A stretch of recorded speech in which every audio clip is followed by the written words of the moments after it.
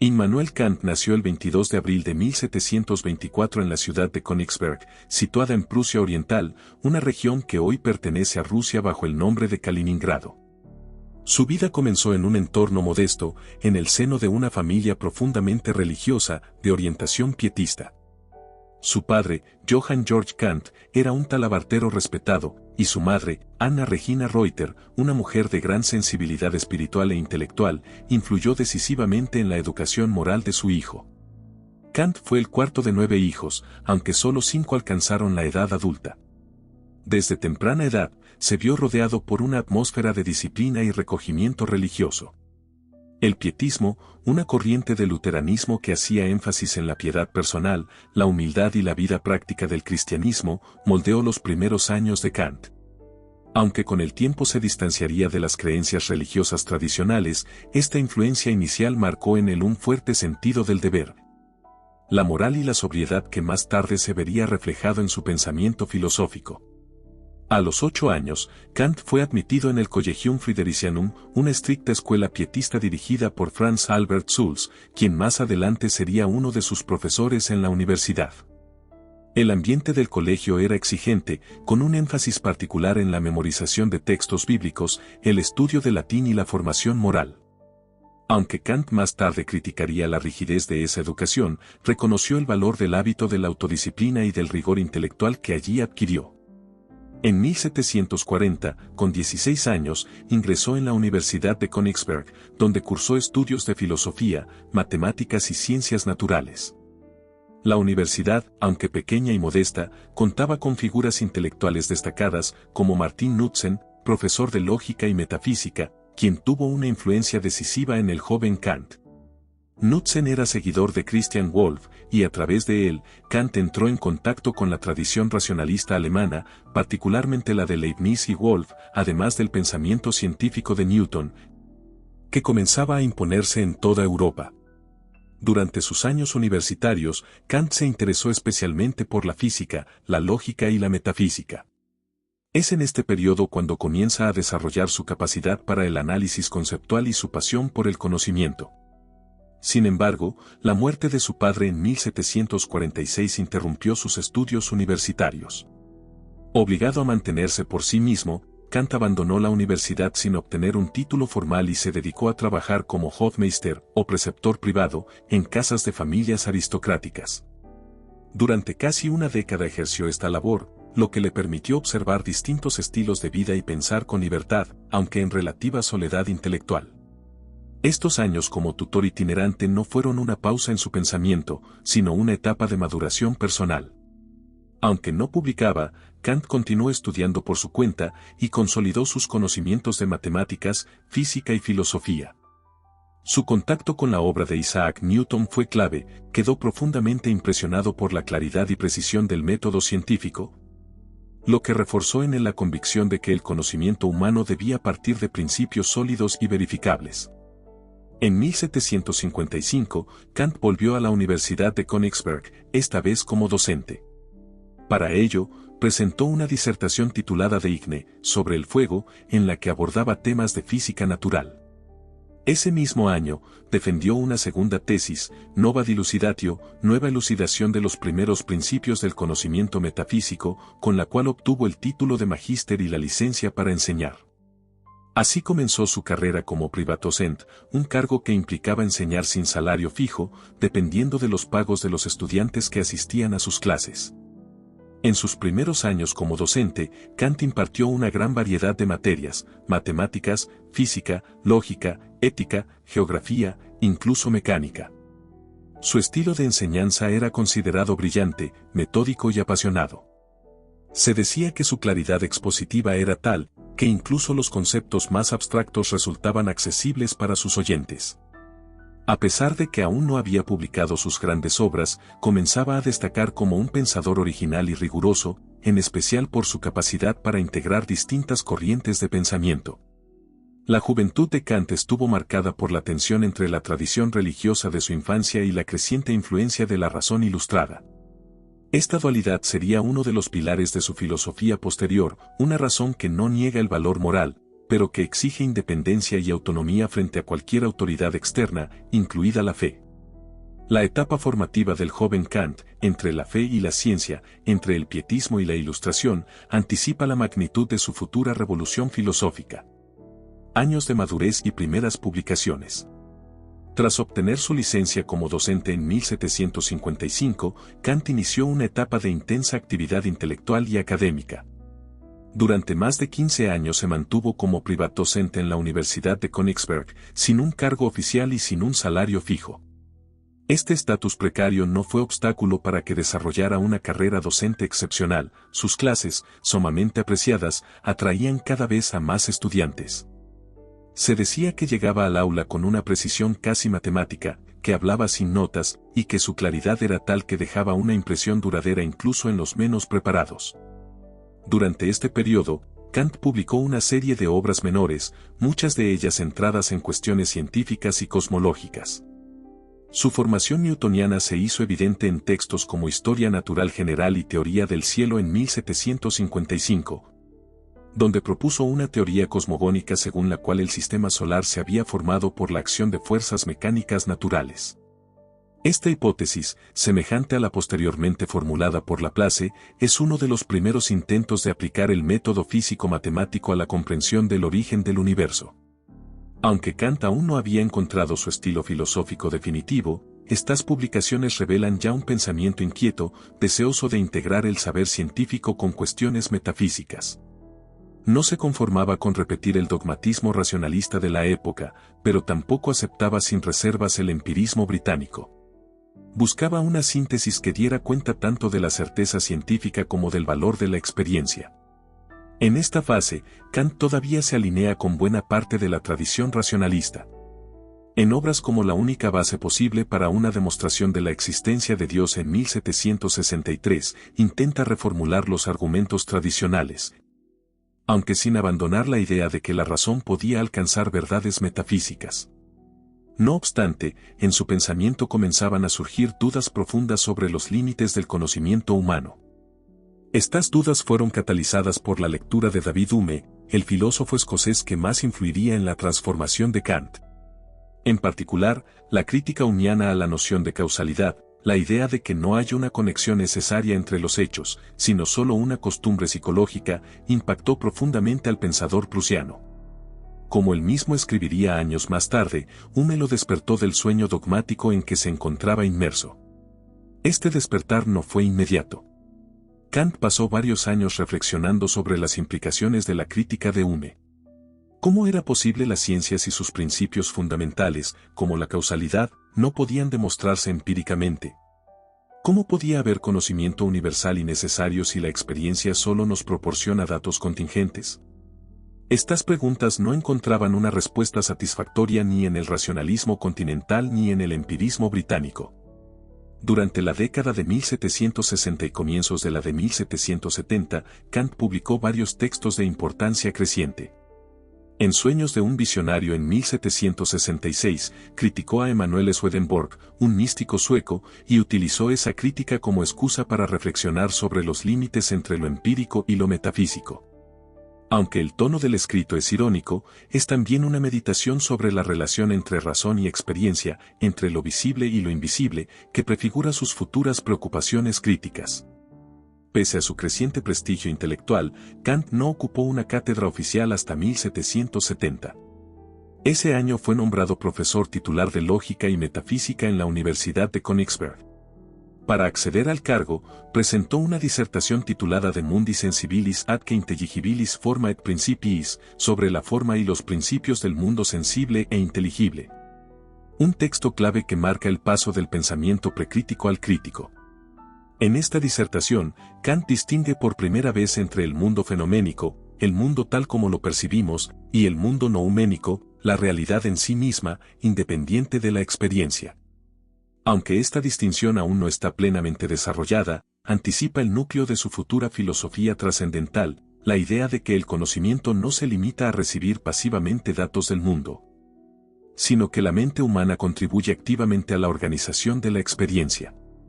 Tras obtener la cátedra, Kant se concentró en una tarea silenciosa pero decisiva, la redacción de una obra que sintetizara sus años de reflexión crítica.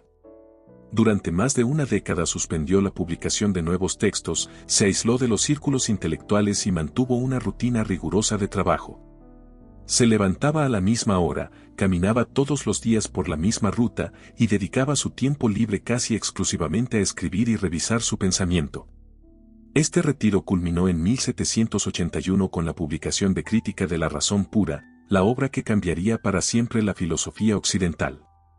Pero antes de adentrarnos en ella, es importante subrayar que la gestación de esa obra fue el resultado de años de formación, de lecturas intensas, de enseñanza constante, y de una voluntad inquebrantable por alcanzar claridad filosófica. Kant no fue un genio precoz ni un improvisado visionario, fue, más bien, el pensador que maduró lentamente, que se hizo a sí mismo en medio de la precariedad y el anonimato, hasta que estuvo preparado para iniciar lo que él mismo llamó una revolución copernicana en la filosofía. La revolución crítica. La publicación de Crítica de la Razón Pura en 1781 marcó un punto de inflexión no solo en la trayectoria intelectual de Immanuel Kant, sino en toda la historia de la filosofía. Se trataba de una obra densa, compleja, que no ofrecía respuestas simples ni concesiones al lector poco entrenado. Su ambición era radical, reestructurar los fundamentos del conocimiento humano, determinar los límites de la razón y establecer las condiciones bajo las cuales el conocimiento es posible. Con esta obra, Kant iniciaba lo que él mismo denominó una revolución copernicana en la filosofía. Kant entendía que la filosofía occidental, desde Platón hasta su tiempo, había partido del supuesto de que el conocimiento debía adaptarse al objeto. Es decir, se pensaba que la mente debía conformarse a la realidad externa para conocerla. Kant invierte este paradigma, propone que es el objeto del conocimiento el que debe ajustarse a las estructuras de la mente. Así como Copérnico propuso que la Tierra gira alrededor del Sol, y no al revés, Kant sostiene que el sujeto cognoscente aporta a la experiencia condiciones formales sin las cuales no podría haber conocimiento alguno. En el núcleo de la Crítica de la Razón Pura se halla la distinción entre dos facultades, la sensibilidad y el entendimiento. La sensibilidad es la capacidad de recibir impresiones del mundo, mientras que el entendimiento es la facultad de pensar esas impresiones, de organizarlas mediante conceptos. Pero estas facultades no operan en el vacío, tienen formas a priori, es decir, estructuras que existen en la mente antes de toda experiencia. En el caso de la sensibilidad, estas formas son el espacio y el tiempo. No percibimos los objetos en sí, sino que los ubicamos siempre en un marco espacial y temporal. El entendimiento, por su parte, opera mediante las categorías, conceptos puros del pensamiento que permiten organizar la multiplicidad de las intuiciones sensibles. Entre estas categorías se encuentran la de causalidad, sustancia, unidad, pluralidad, entre otras. Gracias a ellas podemos decir, por ejemplo, que un hecho produce otro, o que un objeto tiene identidad a lo largo del tiempo. Este enfoque lleva a Kant a una conclusión revolucionaria: no conocemos las cosas tal como son en sí mismas, los noúmenos, sino solo como se nos aparecen, los fenómenos. La realidad en sí misma permanece inaccesible a la experiencia humana, todo conocimiento está condicionado por las estructuras mentales del sujeto. Esto no implica un escepticismo radical, sino una redefinición del conocimiento. Kant no niega la posibilidad de saber, sino que limita ese saber para hacerlo más riguroso. Con esta teoría, Kant pretende resolver disputas filosóficas fundamentales que habían polarizado a la tradición moderna. Por un lado, el racionalismo, Descartes, Leibniz, Wolff, sostenía que el conocimiento provenía de la razón pura, independiente de la experiencia. Por otro lado, el empirismo, Locke, Berkeley, Hume, afirmaba que todo conocimiento derivaba de la experiencia sensible. Kant reconoce el valor de ambas posturas, pero la supera en una síntesis crítica: los conceptos sin intuiciones son vacíos, las intuiciones sin conceptos son ciegas. La estructura de la Crítica de la Razón Pura se organiza en tres partes principales. 1. Estética trascendental, expone cómo el espacio y el tiempo son condiciones a priori de la sensibilidad. 2. Lógica trascendental, analiza las categorías del entendimiento y su función en la producción de juicios.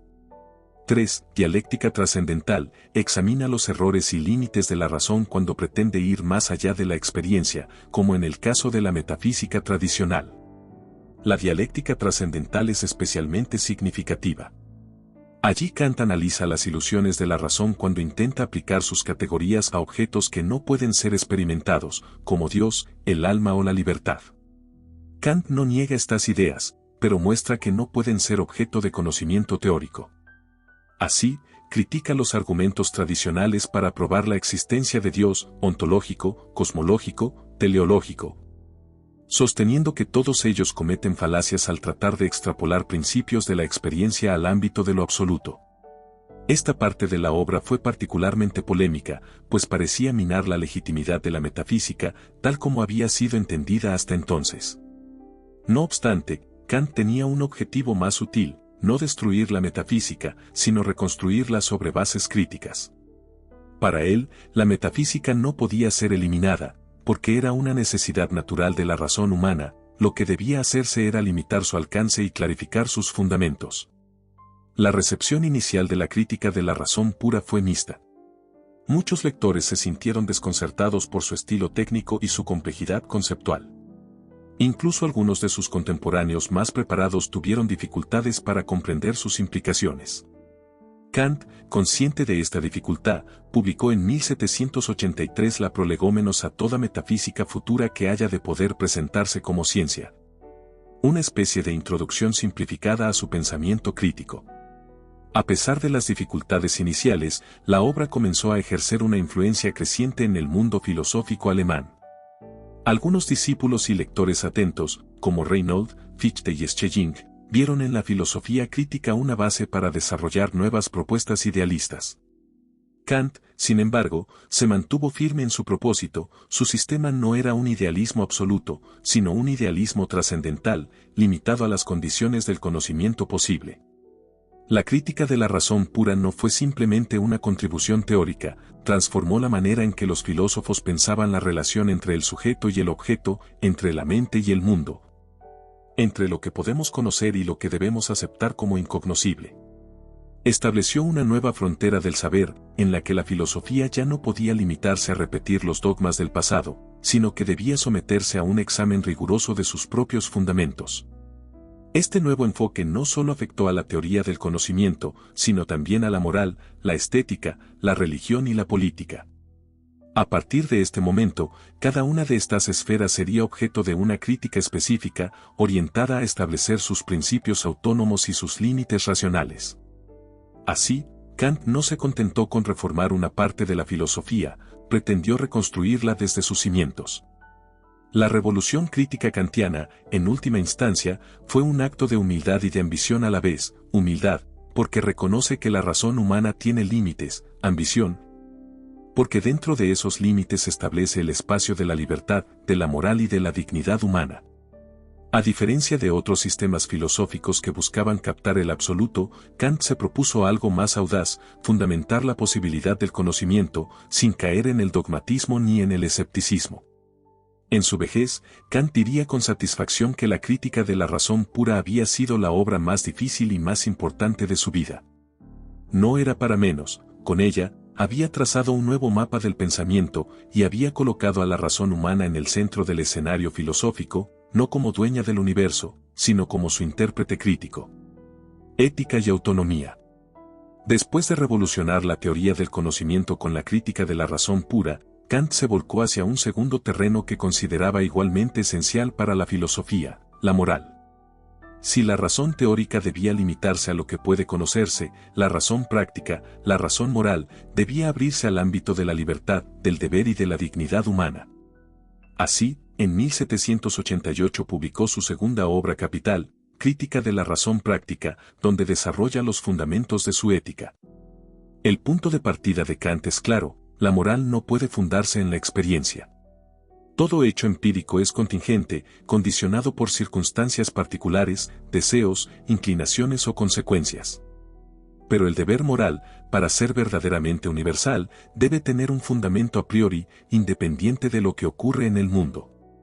En otras palabras, Kant busca una ley moral que sea válida siempre y para todos, sin excepción. Para ello, introduce uno de los conceptos más influyentes de toda la historia de la filosofía: el imperativo categórico. Este no es un mandato condicionado: si quieres X, haz Y, sino un mandato absoluto que vale por sí mismo. su formulación más conocida es: obra solo según aquella máxima por la cual puedas querer al mismo tiempo que se convierta en ley universal.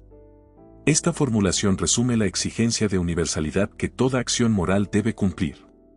No se trata de actuar según lo que me conviene, ni según lo que hacen los demás, sino según principios que yo podría querer que todos siguieran, sin contradicción. Es un criterio formal, pero de una exigencia radical, exige coherencia, respeto y responsabilidad. Kant da otras formulaciones del imperativo categórico que ayudan a comprender su alcance. Una de las más célebres es: obra de tal modo que trates a la humanidad, tanto en tu persona como en la de cualquier otro, siempre como un fin y nunca como un medio. Esta segunda formulación introduce el concepto de dignidad. Para Kant, cada ser humano es un fin en sí mismo, porque posee razón y voluntad. No puede ser usado como instrumento para alcanzar otros fines, por nobles que éstos sean. Aquí Kant fundamenta una ética de la autonomía, la capacidad de darse a uno mismo la ley moral y de actuar por respeto a esa ley. En esta idea de autonomía se condensa toda la fuerza de la ética kantiana. El ser humano no es moral porque obedezca una ley externa, impuesta por la religión, la autoridad o la tradición. Es moral porque es capaz de reconocer y obedecer libremente una ley que él mismo se da en tanto ser racional. Esa ley no es arbitraria, sino universal y necesaria. La libertad moral, para Kant, no es hacer lo que uno quiere, sino hacer lo que uno debe. Este concepto de libertad como autonomía racional es profundamente revolucionario. Rompe con las éticas heterónomas que fundan el deber en la recompensa, el castigo, la felicidad o el amor de Dios. Kant no niega la importancia de la religión o de la felicidad, pero sostiene que la moral no puede depender de ellas. La bondad moral de una acción no reside en sus consecuencias, sino en la intención con que se realiza, lo que cuenta es la buena voluntad. Aquí se nota la distancia con el utilitarismo, corriente que comenzaba a consolidarse en la época de Kant y que proponía que la moral debía evaluarse según el mayor bienestar para el mayor número de personas. Kant se opone tajantemente a esta visión. La moral, dice, no puede medirse en términos de utilidad o placer, porque entonces pierde su carácter universal y necesario. Un acto es moral no porque produzca buenos resultados, sino porque obedece al deber. En la crítica de la razón práctica, Kant también aborda tres conceptos fundamentales para la vida moral: libertad, inmortalidad del alma y existencia de Dios. Estos no pueden ser demostrados teóricamente, como ya había argumentado en la crítica de la razón pura, pero sí pueden ser postulados como condiciones necesarias del ejercicio moral. Es decir, para que la moral tenga sentido, debemos suponer que somos libres, que nuestra alma es inmortal, para realizar plenamente la virtud, y que existe un Dios que garantiza la armonía entre virtud y felicidad. Estos postulados no son conocimientos, sino exigencias de la razón práctica. Kant no los impone como dogmas, sino como necesidades racionales del actuar moral. En este punto, su pensamiento intenta tender un puente entre la razón y la fe, entre la filosofía y la religión. No se trata de probar la existencia de Dios, sino de mostrar que la moral requiere creer en Él, no como figura externa que premia o castiga, sino como ideal regulativo de la razón. Este enfoque kantiano de la moral ha sido criticado por su rigorismo, por su aparente frialdad o formalismo. Algunos filósofos posteriores, como Hegel o Schopenhauer, acusaron a Kant de construir una ética sin contenido, que no tiene en cuenta los sentimientos, los contextos, ni las consecuencias. Sin embargo, muchos otros han defendido su posición como un baluarte de la ética moderna, especialmente en un mundo donde los valores tradicionales han perdido su fuerza. De hecho, muchas ideas kantianas han sido recogidas por las declaraciones de derechos humanos, por el derecho internacional y por la bioética contemporánea. El principio de no instrumentalización del ser humano, nunca tratar a una persona como medio, sino siempre como fin, se ha convertido en un criterio ético esencial para juzgar leyes, sistemas políticos y prácticas científicas. Asimismo, la idea de que el valor moral de una acción depende de la intención y no de las consecuencias, sigue siendo una referencia clave para muchos debates éticos. En tiempos de manipulación, propaganda y relativismo moral, la exigencia kantiana de actuar según principios universales conserva toda su fuerza crítica. En resumen, la ética de Kant propone una visión racional, autónoma y universalista de la moral. No apela a sentimientos ni a conveniencias, sino a la dignidad de la razón humana. Esta ética se basa en el respeto, respeto por la ley moral dentro de uno mismo, respeto por los otros como fines en sí mismos, y respeto por la libertad como condición de posibilidad de toda moralidad. Kant no ofrece una lista de normas o mandamientos, ofrece un método para evaluarlos. Su ética no responde a la pregunta ¿qué debo hacer en tal o cual situación?, sino a una más profunda: ¿puedo querer que mi forma de actuar se convierta en ley universal? Con esta pregunta, Kant obliga a cada individuo a pensar por sí mismo, a asumir responsabilidad y a actuar con integridad. En un mundo cada vez más condicionado por intereses, tecnologías y relaciones de poder, la ética kantiana sigue recordando que la moralidad comienza en la conciencia individual. En la capacidad de elegir lo correcto por respeto al deber, incluso cuando eso implica ir contra la corriente. Estética, juicio y teleología. Con la publicación de la Crítica del Juicio en 1790, Kant cerró la trilogía crítica que comenzó con la Crítica de la Razón Pura en 1781 y continuó con la Crítica de la Razón Práctica en 1788. Esta tercera obra representa una síntesis entre los dominios de la naturaleza, regido por la necesidad, y de la libertad, regido por la moral. En ella Kant aborda dos temas fundamentales: la estética, específicamente el juicio sobre lo bello y lo sublime, y la teleología, el estudio del propósito en la naturaleza. Ambas dimensiones se articulan a través de una facultad intermedia, el juicio reflexionante. Kant parte del hecho de que existen juicios que no son ni puramente teóricos ni puramente prácticos, son juicios que no se refieren a un objeto determinado por conceptos, sino que surgen de una experiencia singular, subjetiva, pero que aspira a una validez universal. Es el caso del juicio estético: cuando alguien dice esto es bello, no está describiendo una propiedad objetiva del objeto, sino expresando una satisfacción subjetiva. Sin embargo, ese juicio no se reduce al gusto personal, porque reclama un acuerdo universal. Se espera que los demás también reconozcan la belleza de aquello que se presenta como tal. Para explicar esto, Kant distingue entre lo agradable, lo bueno y lo bello. Lo agradable está vinculado al placer sensible, a la satisfacción inmediata de una inclinación. Lo bueno se refiere a aquello que tiene valor moral o utilidad. Lo bello, en cambio, es aquello que produce un placer desinteresado, una satisfacción libre de deseo, que no se funda en conceptos ni en utilidad. Este placer estético es desinteresado porque no se desea poseer el objeto bello ni se lo valora por su función. Se lo contempla por sí mismo, por su forma, por su armonía. En este sentido, el juicio estético es reflexivo, no parte de reglas previas, sino que surge de la libre armonía entre la imaginación y el entendimiento. Es una experiencia de libertad interior, en la que las facultades del alma entran en juego sin coacción. Kant sostiene que lo bello agrada universalmente sin concepto. Es decir, no podemos definir lo bello mediante reglas objetivas, pero sí podemos esperar que otros compartan nuestra apreciación. Esta paradoja, subjetividad con pretensión de universalidad, es uno de los aportes más originales de la estética kantiana.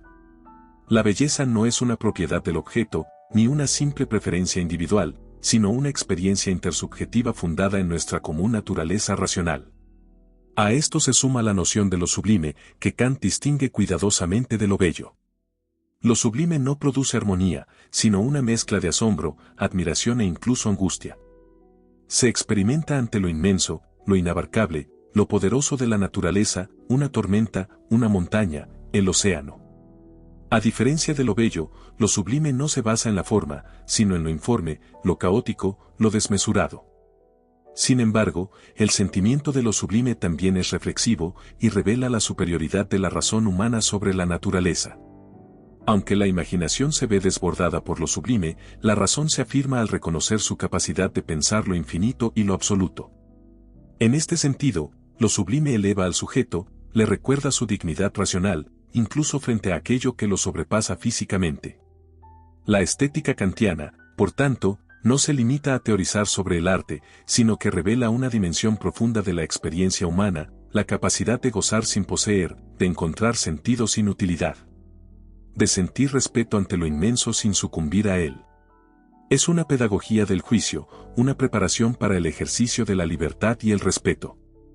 La segunda parte de la crítica del juicio se ocupa de la teleología, es decir, del juicio que atribuye fines a los fenómenos naturales. Kant observa que, al estudiar los organismos vivos, es inevitable pensar que están organizados según un propósito, sus partes parecen diseñadas para cumplir funciones y contribuyen al todo de manera coherente.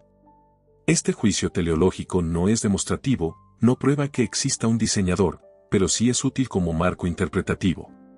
Kant distingue aquí entre dos modos de juzgar la naturaleza. 1. Juicio determinante, que aplica leyes a los fenómenos. 2. Juicio reflexionante, que busca una finalidad en la conexión de los fenómenos, sin imponerla desde afuera. La finalidad no es un hecho objetivo, sino una regla del juicio. Juzgamos ciertos objetos como si tuvieran una finalidad, porque eso nos permite comprender su estructura. Así, por ejemplo, el corazón parece hecho para bombear sangre, pero Kant advierte que no podemos afirmar con certeza que fue hecho para eso, simplemente es más coherente pensarlo de ese modo. Este enfoque tiene importantes implicancias epistemológicas y metafísicas.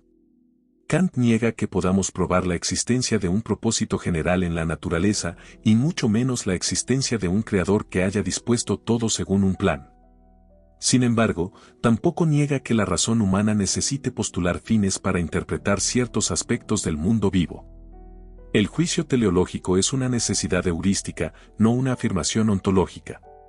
De este modo, Kant establece una continuidad entre la experiencia estética y la interpretación teleológica de la naturaleza. En ambos casos, el sujeto reflexiona libremente sobre el objeto, sin reducirlo a leyes fijas, pero sin caer tampoco en el caos de lo arbitrario. Ambas experiencias, lo bello y lo orgánico, permiten tender puentes entre el reino de la naturaleza y el reino de la libertad. En la conclusión de la crítica del juicio, Kant propone una unidad final del sistema de la razón. La razón teórica se ocupa de conocer, la razón práctica, de actuar según el deber, y el juicio reflexionante, de mediar entre ambas. La estética y la teleología permiten comprender cómo los seres humanos pueden habitar un mundo natural sin renunciar a su libertad moral ni a su sensibilidad. Así, la crítica del juicio no solo enriquece la filosofía del arte, sino que ofrece una visión integrada del ser humano, un ser que conoce, actúa, juzga, crea y aprecia.